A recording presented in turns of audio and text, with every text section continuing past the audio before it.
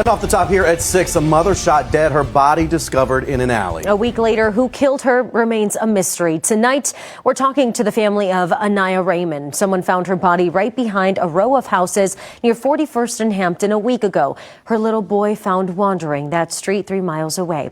Shortly before dawn on November 5th, 2025, Milwaukee police were called to a troubling scene. A young, nonverbal boy, later identified as the son of 31-year-old A'Nya Raymond, was found wandering alone, barefoot, and without any identification. Hours later, in a quiet alley near 41st Street and Hampton Avenue, officers discovered Raymond's body, the victim of multiple gunshot wounds. At first, there were no confirmed suspects or clear motive, and the connection between the child and the woman remained unclear. Investigators soon identified 54-year-old Kevin Griffin as the suspect, alleged to be responsible for Raymond's death and a related homicide earlier that day. Neighbors reported no gunshots, no disturbances, only the grim discovery of a life lost. As law enforcement pieced together fragmented evidence, a far more complex story emerged, one involving escalation, dangerous choices, and consequences that would forever alter a family and a community. Questions remained at every turn. As 54-year-old Kevin Griffin makes his first court appearance Sunday, charged in the shooting deaths of 39-year-old Terrence Wilder and 31-year-old A'Nya Raymond. Not only did he commit 2 extremely aggravated homicides, one of which was in front of a small child who he was happy to just abandon, he's a felon 14 times over. Misty Raymond is left searching for justice for her daughter. To hear that the man suspected of murdering your daughter was a 14-time felon, I mean, what's your reaction to that? It's understandable that he would be out and about to be able to do this. Investigators say it all started inside this home near 12th and Capitol. They say Griffin tried evicting Wilder in the upstairs unit before shooting and killing him. Also, inside the room, prosecutors say Raymond and her 7-year-old nonverbal son. Raymond's mom asked us not to identify the child. Do you know if your daughter knew this suspect at any point? I don't think she knew the guy that killed her, but I do believe she knew the resident that lived above him. According to investigators, Griffin then forced Raymond and her son into a car, driving off. During the drive, they say Raymond tried defending herself, pulling out a knife and mace. Moments later, prosecutors allege Griffin shot Raymond 6 times, killing her. Her 7-year-old son inside the car, forced to witness it all. Investigators believe Griffin dumped Raymond's body at an alley near 41st and Hampton, roughly 3 miles from where Griffin allegedly shot and killed Wilder. When I couldn't reach her, I knew immediately something was wrong, because she's never separated from her child. Police found her child abandoned near 9th and Keefe, according to prosecutors, roughly 5 hours later. The child's found shoeless with blood on his pants. Prosecutors say Griffin confessed to his crimes. Raymond's mother says enough for swift justice, but not enough to bring her daughter back. She'll never see her oldest daughter graduate college. She'll never see her youngest son grow up and be able to speak his first words because he's autistic. I won't be able to see my daughter grow old. I wasn't supposed to bury her. She was supposed to bury me. Reporting in Milwaukee, TJ Dysart, WISN 12 News. Stay with us as we unravel this shocking story and uncover the heartbreaking details of what led to this senseless loss. Before we begin, let us know in the comments, where are you watching from? And what are your thoughts as the story unfolds? Welcome to True Crime Tales, where we reveal the crimes that shock communities and the secrets hidden behind closed doors. These are real people, real events, real consequences. Hit subscribe and turn on notifications. You won't want to miss what's coming next. Now, let's begin. A'Nya Raymond was a 31-year-old Milwaukee resident and a mother. She lived in the city with her children and was responsible for their daily care. Family members later describe her as actively involved in parenting, with particular attention given to one of her sons who had special needs and required constant supervision. Her daily routine revolved around caregiving responsibilities, transportation, and maintaining stability for her household. According to relatives, Raymond was highly protective of her children. She was attentive to their whereabouts, safety, and well-being, and those close to her stated that she was not known to leave them unattended. Her role as a caregiver was a defining part of her life, and there were no reports from family or acquaintances suggesting neglect, instability, or unsafe parenting practices. In the days leading up to her death, Raymond made several posts on social media that later drew attention from investigators and the public. The messages were described as cryptic and indirect. They suggested stress, concern, or unease, but did not reference specific individuals' locations or threats. None of the posts explicitly stated that she feared for her life or that she was in immediate danger. At the time they were posted, they did not prompt intervention from authorities or emergency services. There were no public records indicating that Raymond was involved in criminal activity. She had no known history of arrests or charges connected to violence, drugs, or other serious offenses. This absence of criminal history became relevant during the investigation, as detectives sought to understand why she had become a victim of homicide and whether she was intentionally targeted or caught in a situation beyond her control.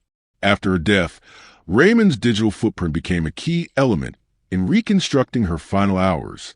Investigators reviewed her social media activity, phone records, and online interactions to determine who she may have been in contact with, where she may have gone, and whether any warning signs were present that could clarify the circumstances leading up to her death.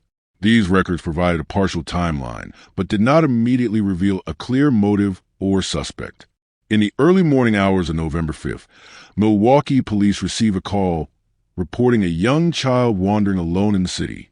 The time was approximately 4 a.m.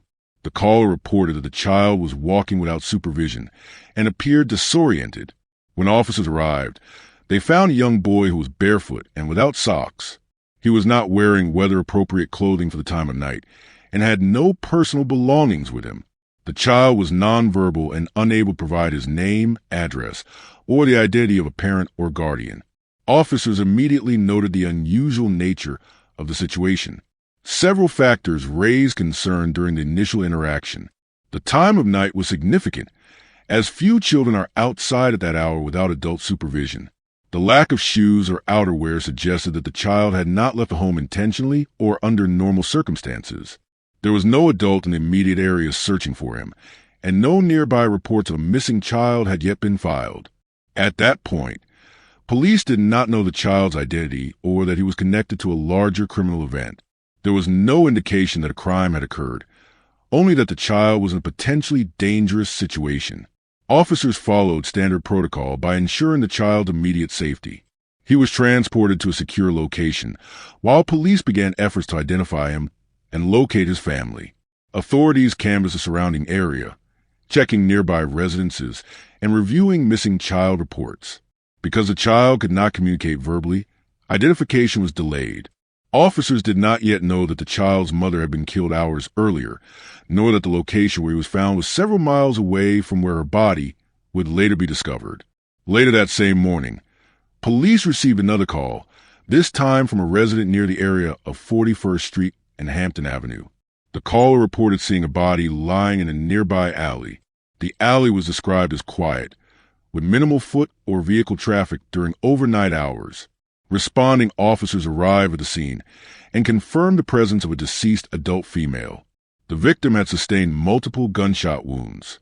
Emergency medical personnel pronounced her dead at the scene. And off the top here at 6, a mother shot dead, her body discovered in an alley. A week later, who killed her remains a mystery. Tonight, we're talking to the family of A'Nya Raymond. Someone found her body right behind a row of houses near 41st and Hampton a week ago. Her little boy found wandering that street 3 miles away. Hannah Hilliard is live at the police headquarters for us tonight. Hannah, in 1 week in this investigation, we still have few answers. All right, we do know that 7-year-old boy is safe tonight, but who killed his mother remains unknown. It is a question police here in Milwaukee are looking to answer, and so is the family. I got a call saying they found my grandson wandering in the streets of Milwaukee. It was Misty Raymond's first clue something was very wrong. Police putting out an alert with a photo of her grandson, who she's asked us not to identify. They had discovered the nonverbal child roaming the streets near 9th and Keefe. No shoes, no socks. His mother, A'Nya Raymond, nowhere to be found. I tried to reach out tonight to see where she was. He's autistic. Maybe he got out the house or something, but that wasn't the case. And from there, something in my spirit just told me to call the morgue. What was it in your heart or your spirit to make you go there? I was getting no answer from her. And that's unusual? Yes, very. Just hours later, a woman found the boy's mother shot multiple times, dead in an alley near 41st and Hampton. I saw the body, and of course, I took off running to call the police. Those investigators still trying to identify the person who killed the mother of three. Night was fun, loving, outgoing. She had a lot of friends here, a lot of people that loved her. And right now, just me and my family, we want answers. What would you say to the person who is responsible? Come forward. Just come forward. Misty now left looking to the sky for any sign of her daughter. We always had this thing, if I go before her and she go before me, that she would be birds. Any kind of bird, birds, just birds everywhere. Yeah. Have you been clocking the birds lately? Yes, I have. And Hannah, Misty Raymond lives in Texas and rushed here to be by her grandson's side. Yeah, Derek, and she tells me that she will remain here in Milwaukee until she gets those answers to help cover her travel expenses as well as this unexpected funeral that she now has to plan. She has set up an online fundraiser. You can find a link to that on the 12 News app. Hannah Hilliard leading us off live from downtown Milwaukee at police headquarters. And if you have information at home that could help investigators, call Milwaukee Police. You can even send an anonymous tip. No information is too minor, too small. You can send that tip anonymously through Crime Stoppers at 414-224-TIPS.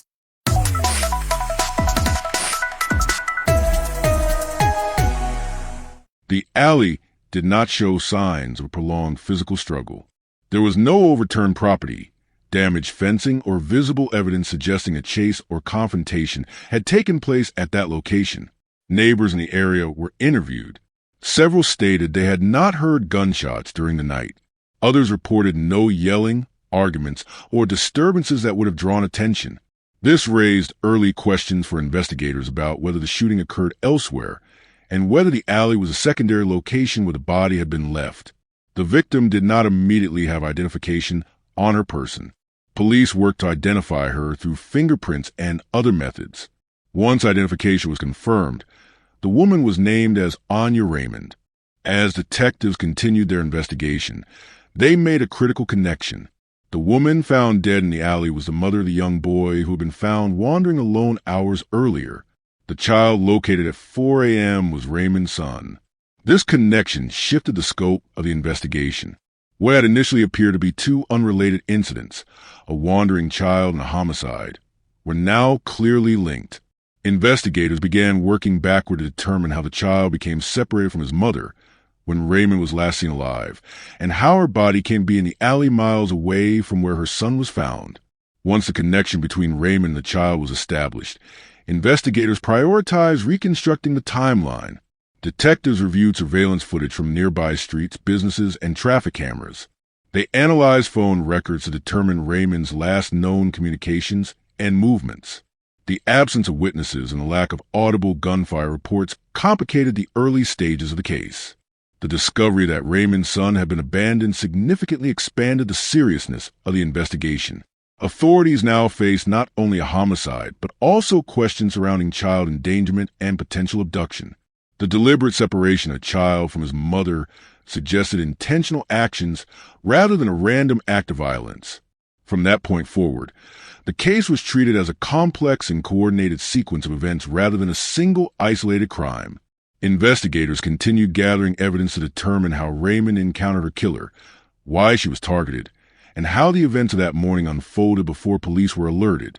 Once Milwaukee police confirmed the discovery of a deceased woman in the alley near 41st Street and Hampton Avenue, the case was immediately classified as a homicide. Responding officers secured the scene and notified homicide detectives. The area was cordoned off to preserve physical evidence, and a systematic search of the alley and surrounding properties began. Medical examiners later confirmed that the victim, identified as 31-year-old A'Nya Raymond, died from multiple gunshot wounds. The exact number of wounds was not publicly disclosed at the initial stage of the investigation. The nature of the injuries indicated that the shooting was intentional rather than accidental, immediately elevating the case to a priority investigation. Ballistics evidence was recovered from the scene. Investigators collected shell casings and other firearm-related materials found in or near the alley. At the time, authorities declined to release specific details regarding the caliber of the weapon or whether the recovered evidence matched any known firearms. Officials stated that withholding those details was necessary to protect the integrity of the investigation and to prevent compromising potential suspect interviews. Detectives then began canvassing the surrounding neighborhood. This process involved a door-to-door review of nearby residences and businesses. Officers focused on identifying any surveillance cameras that may have captured movement in or out of the alley during the overnight hours. Investigators requested footage from private homes, apartment buildings, gas stations, and traffic cameras located within several blocks of the crime scene. In addition to video surveillance, police interviewed residents in the area.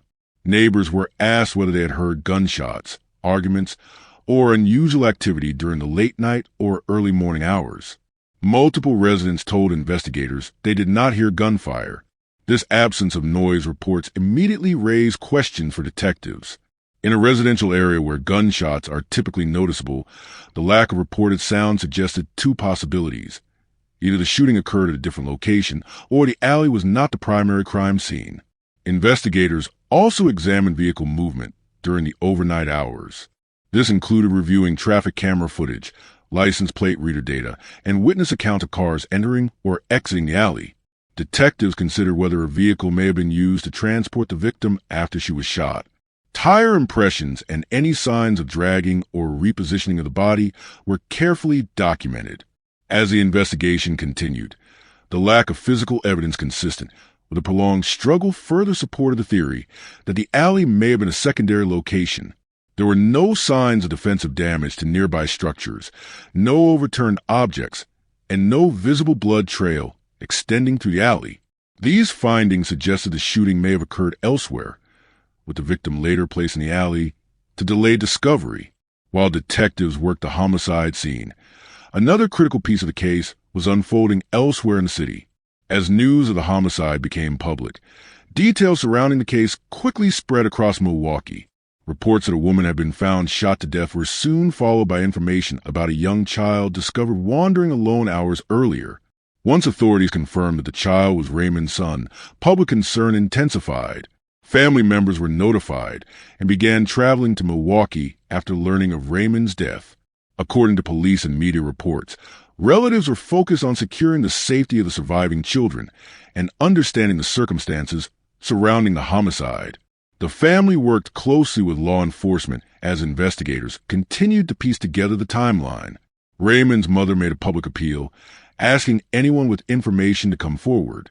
Her statements emphasized accountability and the need for answers regarding how the crime occurred and why her daughter was targeted. She also addressed the abandonment of her grandson, noting that the child's safety and future were now central concerns for the family. Within the community, residents expressed alarm over several aspects of the case. First was the issue of gun violence, particularly the fact that the shooting occurred in a residential area without immediate detection. Second was the endangerment of a child, which many residents described as one of the most disturbing elements of the case. Third was the deliberate nature of the crime, including the decision to leave a body in an alley and abandon a child miles away. Vigils were organized in Raymond's memory, drawing neighbors, family members, and community advocates. Online fundraisers were also launched to assist with funeral costs and to support the children left behind. While these gatherings were public expressions of concern, investigators maintained a controlled release of information, reiterating that the case was active and evolving.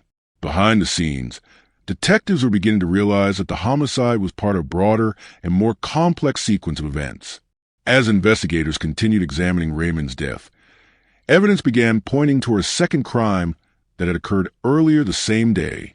Detectives discovered that another man had been shot and killed hours before Raymond's body was found.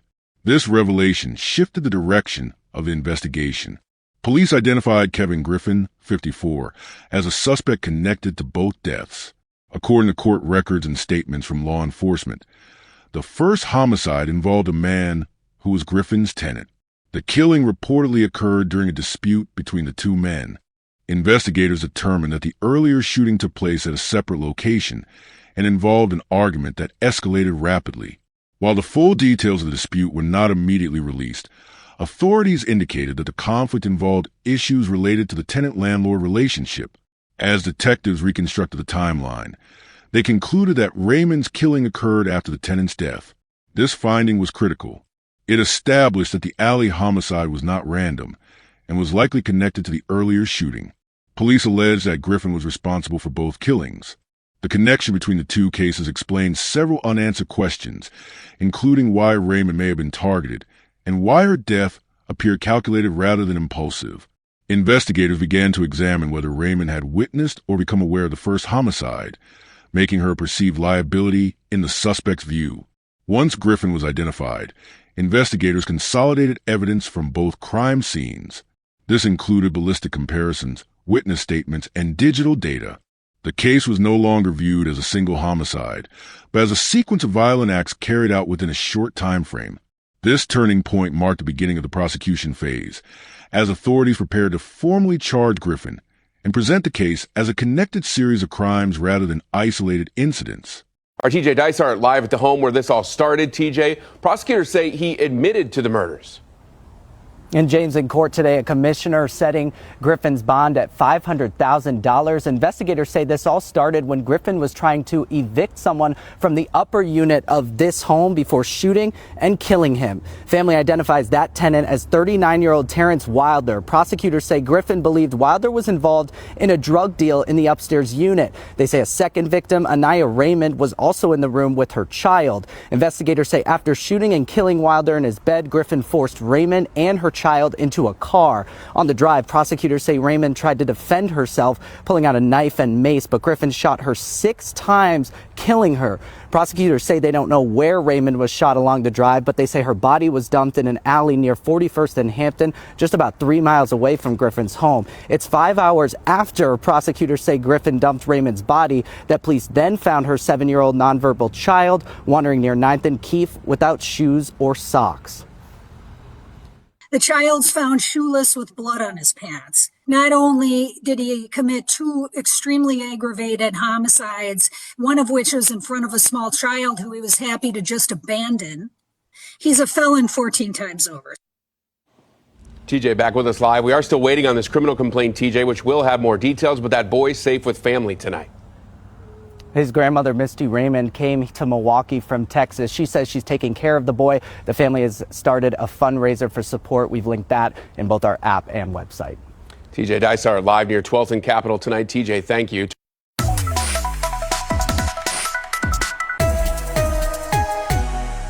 Kevin Griffin was a Milwaukee resident and property owner whose actions, according to prosecutors, culminated in a rapid and violent sequence of events on November 5, 2025.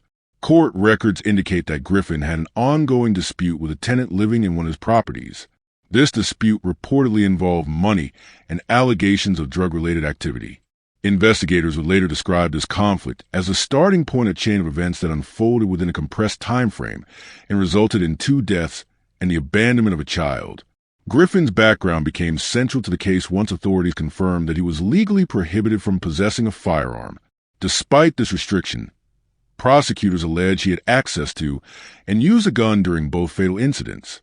This violation formed one of the core charges filed against him and was cited repeatedly in court filings as evidence of unlawful conduct prior to and during the homicides. According to investigators, Griffin's actions escalated quickly. What began as a dispute over property and tenant-related issues did not de-escalate or involve law enforcement intervention. Instead, prosecutors allege the situation intensified within hours, leading to violence. The speed at which the events progressed became a key focus of the investigation, particularly in establishing intent and opportunity. The criminal complaint outlines a detailed timeline reconstructed through witness statements, physical evidence, and Griffin's alleged confession. Prosecutors allege that the first homicide occurred during an argument between Griffin and his tenant. The dispute reportedly centered on unpaid rent and accusations of illegal activity taking place on the property. During this confrontation, Griffin allegedly shot and killed the tenant. Investigators state that A'Nya Raymond either witnessed the killing directly or became aware of it shortly after it occurred. Court documents suggest that Raymond's presence and knowledge of the first homicide place her in immediate danger, as prosecutors later argue that Griffin viewed her as a potential witness. According to complaint, Griffin then allegedly forced Raymond and her young son into his vehicle. The circumstances under which this occurred were described by prosecutors as coercive, with Raymond and the child having no clear means of escape. This alleged abduction marked a transition from the initial dispute to a second, more deliberate act of violence. During the drive, prosecutors state that Raymond attempted to protect herself. Court filings indicate she had a knife and mace and used them in an effort to defend against Griffin. This detail became significant in later legal arguments, as it demonstrated that Raymond was actively attempting to resist rather than participating willingly in the situation. Despite this resistance, prosecutors alleged that Griffin shot Raymond multiple times. The location where the shooting occurred was not publicly detailed in early court proceedings, but investigators later confirmed that her body was transported and left in an alley near 41st Street and Hampton Avenue in Milwaukee. Authorities believe the alley was a disposal site rather than the original scene of the shooting. After leaving Raymond's body in the alley, Griffin allegedly drove away with her child still in the vehicle. Prosecutors state that he later abandoned the child several miles away. The child, who was nonverbal, was reportedly instructed to wait for his mother. This action, documented in complaint, became one of the most scrutinized elements of the case due to the vulnerability of the child and the circumstances under which he was left alone. The child was later found wandering barefoot in the early morning hours, leading police to initiate a separate investigation that would eventually converge with the homicide case once Raymond was identified. Following the discovery of Raymond's body and the identification of the abandoned child, investigators began linking the incidents to the earlier tenant homicide. This connection led law enforcement to focus on Kevin Griffin as a suspect in both deaths. Griffin was arrested and formally charged with multiple offenses, including first-degree intentional homicide, first-degree reckless homicide, and felon in possession of a firearm. Prosecutors stated that these charges reflected the alleged progression of events, with the second killing characterized as intentional and calculated. Court documents indicate that Griffin confessed to both killings during police questioning. Prosecutors emphasized these confessions as a cornerstone of their case, noting that they align with physical evidence and witness accounts. The intentional nature of the second homicide, involving Raymond, was underscored repeatedly in charging documents, particularly due to the alleged motive of eliminating a witness. During initial court appearances, bond was set and Griffin remained in custody. The court cited the severity of the charges, the presence of multiple victims, and the risk to public safety as factors in its decision. As the case moved forward, prosecutors outlined a legal strategy built on three primary components: confessions, physical evidence, and timeline reconstruction. Each element was intended to corroborate the others and establish a clear sequence of events for the court. Physical evidence included forensic findings from both homicide scenes, ballistic analysis, and evidence recovered from Griffin's vehicle. Investigators also relied on surveillance footage where available and phone data to establish movements and timing. The timeline reconstruction was particularly important due to the close proximity of the two killings. Prosecutors worked to show how one incident led directly to the next, framing the second homicide as a deliberate act following the first. At the time of reporting, defense strategies had not been fully disclosed. Court records indicated that preliminary hearings were underway, during which prosecutors presented evidence to establish probable cause. The defense reserved arguments for later stages, including potential challenges to the admissibility of confessions and interpretations of intent. The case proceeded toward trial with multiple hearings scheduled. Legal observers noted that the presence of two homicides, a child abandonment, and an alleged confession positioned the case as one of the more complex and severe prosecutions in Milwaukee during that period. As proceedings continued, Griffin remained in custody awaiting trial. Prosecutors maintained that the evidence demonstrated a clear pattern of escalation, beginning with a tenant dispute and ending in a calculated effort to eliminate a witness and evade immediate detection. The court emphasized that the allegations would ultimately be tested through the judicial process, with guilt or innocence determined at trial.